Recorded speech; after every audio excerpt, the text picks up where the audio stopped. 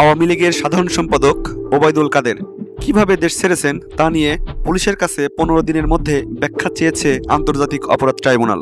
তবে অন্তর্বর্তীকালীন সরকারের স্বরাষ্ট্র উপদেষ্টা জাহাঙ্গীর আলম চৌধুরী জানিয়েছেন, সরকারের জানা ছিল না যে ওবায়দুল কাদের তখন দেশে ছিলেন। গত বছরের জানুয়ারি মাসে এক সমাবেশে ওবায়দুল কাদের বলেছিলেন, কোথায় পালাবো? পালাবো না, প্রয়োজনে ফখরুল সাহেবের বাড়িতে গিয়ে উঠব। কিন্তু 5ই আগস্ট সরকার পতনের পর থেকেই তিনি পলাতক।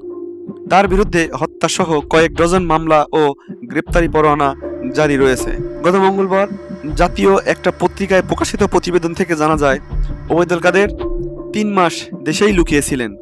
তবে সরকারের কোনো তথ্য ছিল না, যে কারণে তাকে গ্রেপ্তার করা সম্ভব হয়নি। স্বরাষ্ট্র উপদেষ্টা বলেছেন, আমরা যদি জানতাম তিনি কোথায় লুকিয়েছিলেন তবে তাকে অবশ্যই গ্রেপ্তার করা হতো।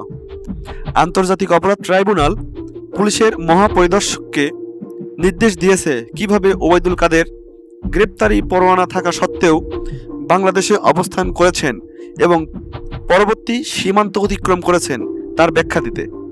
আইনশৃঙ্খলা রক্ষাকারী বাহিনীকে এ বিষয়ে বিস্তারিত প্রতিবেদন জমা দিতে হবে। স্বরাষ্ট্র উপদেষ্টা আরও জানান, হত্যা মামলার আসামিরা দেশে থাকলে তাদের গ্রেপ্তার করা হবে এবং বিদেশে থাকলে ইন্টারপোলের সাহায্য নেওয়া হবে। তিনি বলেন, যে কোনো তথ্য পেলেই দ্রুত ব্যবস্থা নেওয়া হবে।